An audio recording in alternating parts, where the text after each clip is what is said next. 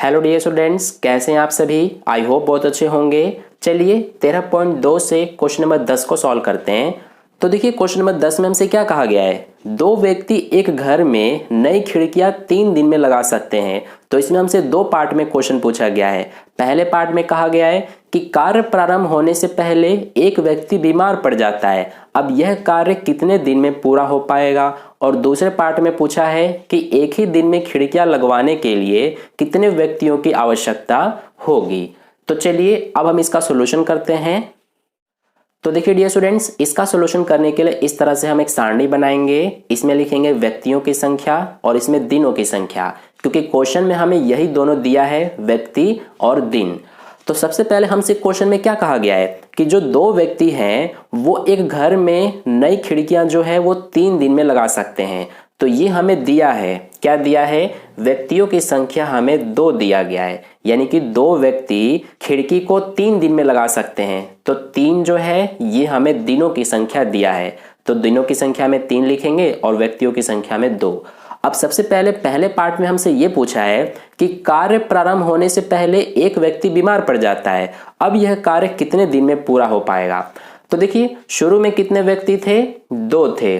2 में से एक व्यक्ति बीमार पड़ गया, तो अब कितने व्यक्ति काम करेंगे, एक को घटा देंगे, यानी कि एक तो अब नहीं करेगा काम, तो एक ही बचेगा। यानी कि अब व्यक्तियों की संख्या कितनी है, 1 है।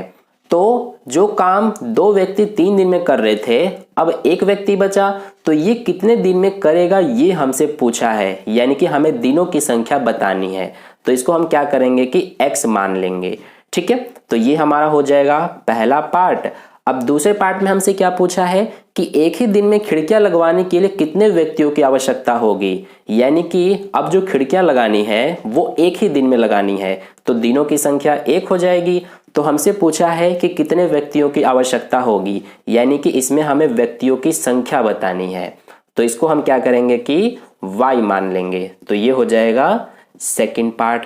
अब सबसे पहले यहाँ पर हम पहले पार्ट को करते हैं। तो पहले पार्ट में हमने दिनों की संख्या को x माना है, तो इसी को सबसे पहले हम लिखेंगे माना दिनों की संख्या। तो ये हमने क्या माना है, ये हमने x माना है। अब सबसे पहले इसमें हम क्या करेंगे, x का मान ज्ञात करने के लिए कि इसमें हम देखेंगे कि ये हमारा किस अनुपात में चल रहा है, क्या सीधे समानुपात में है या प्रतिलोम में। तो देखिए जब 2 व्यक्ति थे तो काम को 3 दिन में पूरा कर रहे थे। अब व्यक्ति सिर्फ 1 है, तो काम को कितने दिन में करेगा, जाहिर सी बात है कि 3 दिन से ज्यादा ही टाइम लेगा, क्योंकि जब 2 व्यक्ति 3 दिन में कर रहे थे तो एक व्यक्ति तो ज्यादा टाइम लेगा ही लेगा। तो इसमें हमारा क्या हो रहा है कि व्यक्तियों की संख्या घट रही है तो दिनों की संख्या बढ़ रही है। तो एक घट रहा है तो दूसरा बढ़ रहा है, इसीलिए ये हमारा प्रतिलोम समानुपात में है। तो इसीलिए इसी को हम सबसे पहले लिखेंगे कि यह प्रतिलोम समानुपात में है, ठीक है। अब देखिए हमें x का मान निकालना है, तो इसमें हमारा प्रतिलोम समानुपात में क्या होता है कि इन दोनों का गुणनफल पूरे में बराबर होता है। तो इसीलिए हम क्या लिख सकते हैं कि 2 गुणा 3 बराबर क्या होगा, इन दोनों का गुणनफल, यानी 1 गुणा x।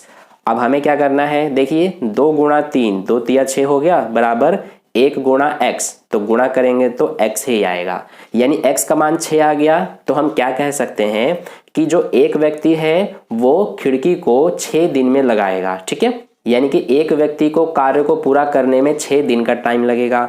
तो इसका हमारा आंसर क्या हो जाएगा, 6 दिन, ठीक है। तो ये हमारा हो जाएगा फर्स्ट पार्ट का सॉल्यूशन। अब यहाँ पर हम सेकंड पार्ट को करते हैं। तो सेकंड पार्ट में हमसे क्या पूछा गया है कि कितने व्यक्तियों की आवश्यकता होगी, यानी कि एक दिन में खिड़कियों को लगाना है, तो इसके लिए कितने व्यक्तियों की आवश्यकता होगी। तो हमने व्यक्तियों की संख्या को y माना है, तो इसी को सबसे पहले हम लिखेंगे माना व्यक्तियों की संख्या। तो ये हमने क्या माना है, y माना है, तो y लिखेंगे। अब देखिए इसमें भी हमारा क्या होगा, ये दोबारा लिखने की जरूरत नहीं है क्योंकि ये हमने पहले लिख दिया। अब इसमें भी हमें y का मान निकालना है, तो इन दोनों का जो गुणनफल है ये किसके बराबर होगा, इन दोनों के गुणनफल के। तो इस तरह से लिखेंगे।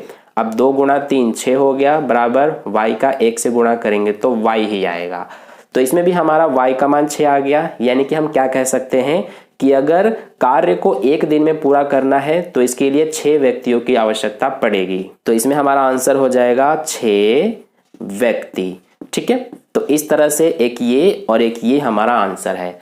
तो ये हो गया क्वेश्चन नंबर 10 का सॉल्यूशन कंप्लीट। आई होप आपको अच्छे से समझ में आ गया है। अगर आपको वीडियो अच्छा लगा है तो वीडियो को लाइक कर देना, अपने दोस्तों के साथ भी शेयर कर देना, और अगर आप चैनल पर नए आए हैं तो चैनल को सब्सक्राइब करके बगल में जो बेल आइकन आता है उस पर ऑल नोटिफिकेशन वाले पे क्लिक कर लेना, ताकि नेक्स्ट वीडियो जैसे ही अपलोड की जाए उसका नोटिफिकेशन सबसे पहले आपको मिल जाए। मिलते हैं फिर नेक्स्ट क्वेश्चन के लिए नेक्स्ट वीडियो में। धन्यवाद।